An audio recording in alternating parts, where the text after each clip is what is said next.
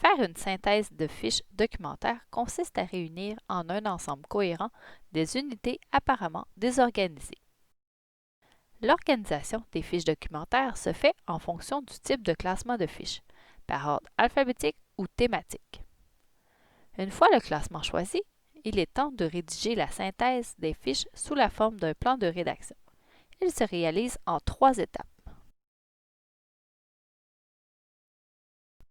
Dans cette vidéo, nous expliquons la 3e étape pour réaliser un plan de rédaction. Bonjour Marc. Bonjour. Marc m'accompagne pour illustrer cette étape qu'il a déjà réalisée dans un travail scolaire. Marc, dans les vidéos précédentes, tu as recoupé les blocs d'information et identifié l'idée directrice. Il te reste à identifier et formuler les idées principales de ton travail. Qu'entendons-nous par des idées principales? Ce sont des idées qui complètent l'idée directrice avec des précisions, des explications détaillées et des exemples. Elles représentent les doigts de la main. Attention, certains écrits utilisent le terme idée secondaire pour idée principale. C'est un choix littéraire qui recoupe la même réalité sur le plan de la démarche. Pour établir ces idées, il faut utiliser le résultat des étapes successives d'étiquetage d'ensemble. Ce sont les étiquettes de synthèse qui relèvent les idées principales du travail. Leur rédaction suit 3 règles que nous examinerons maintenant. Pour désigner les idées principales à partir de recoupement de l'opération de synthèse, il faut dégager une première règle. Une idée principale présente la synthèse d'au moins 2 ensembles recoupés ou de 2 idées secondaires.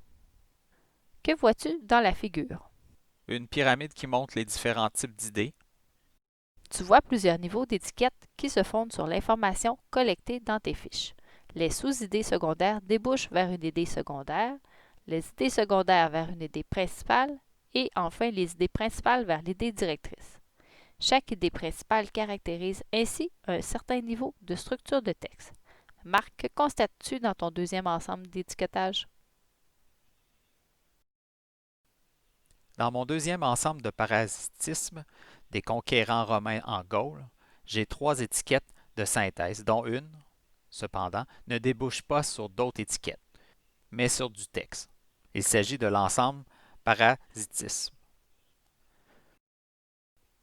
Effectivement, quand tu regardes le contenu informatif des fiches documentaires regroupées sous cet ensemble, tu te rends compte qu'il dispose de plusieurs fiches définissant le parasitisme au sens biologique et au sens sociologique, et d'une fiche résumée présentant une courte typologie du parasitisme. Tu disposes également d'une autre fiche, mais comme il s'agit d'une fiche commentaire, tu sais qu'elle ne peut être exploitée comme information. Cette fiche t'est plutôt utile pour travailler ta conclusion, puisqu'elle comprend les effets du parasitisme tels que tu les as perçus.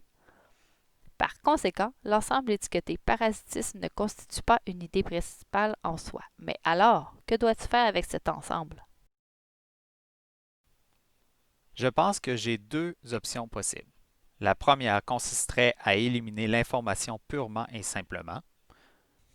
Cependant, je me trouve à la toute dernière étape de ma synthèse. J'ai déjà formulé une idée directrice solide, dont le développement repose du moins en partie sur les renseignements de cet ensemble. Par conséquent, je ne peux pas éliminer ces renseignements sans sacrifier un peu de mon idée directrice. Il me reste donc l'autre possibilité, permettre à un autre niveau d'absorber l'information. Ce faisant, je pourrais évacuer l'étiquette parasitisme tout en conservant les renseignements. J'élimine donc l'étiquette de second niveau, parasitisme, et rattache l'information qui est associée à l'étiquette parasitisme des conquérants romains en Gaule. Marc, n'oublie pas de modifier l'organisation de ces fiches. Tu ne peux te fier à ta mémoire. Du temps s'écoulera sans doute entre la manipulation des fiches aux fins de synthèse et la rédaction du texte même.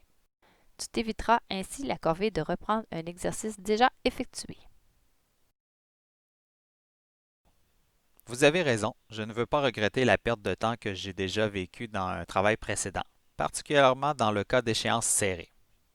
Voici maintenant mon organisation des idées principales relatives au second grand regroupement après avoir évacué l'ensemble du parasitisme. La désignation des idées principales obéit également à une deuxième règle.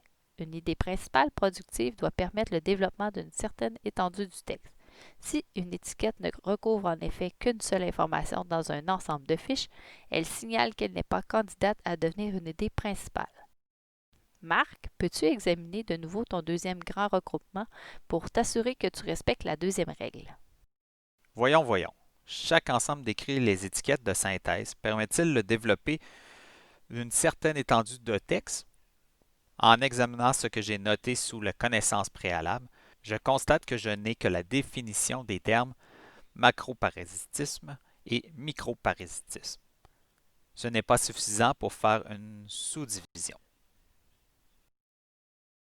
Encore une fois, devant un ensemble insuffisamment productif, les deux mêmes options s'offrent à toi. Éliminer l'information ou la faire absorber par un autre niveau.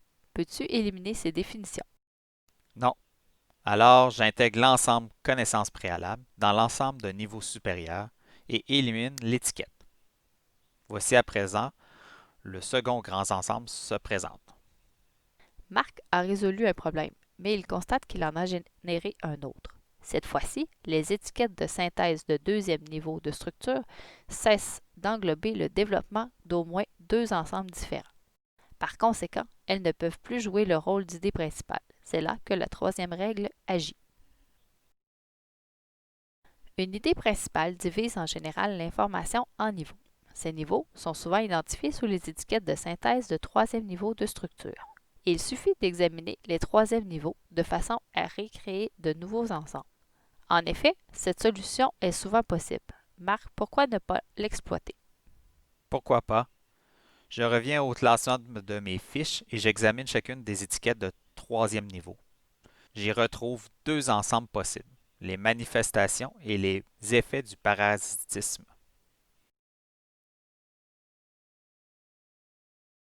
Je reprends mes divisions avec le troisième niveau, que sont les effets puis les manifestations. Je replace le tout dans mon tableau comme ceci.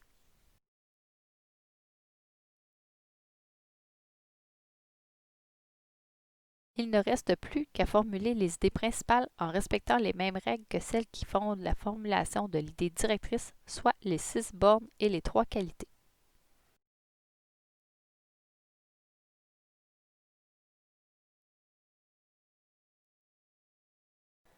Je te suggère de présenter tes idées principales et les idées secondaires dans une structure qui t'aidera à rédiger le plan final de ton travail comme ceci.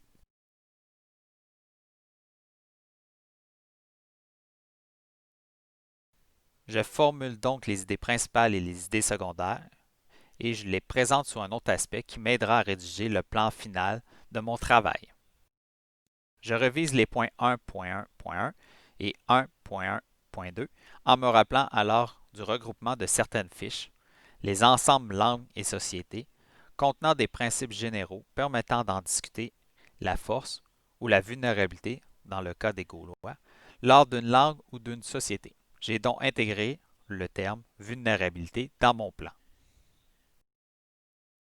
Merci Marc de nous avoir illustré les 3 phases de la rédaction d'une synthèse sous la forme d'un plan de rédaction.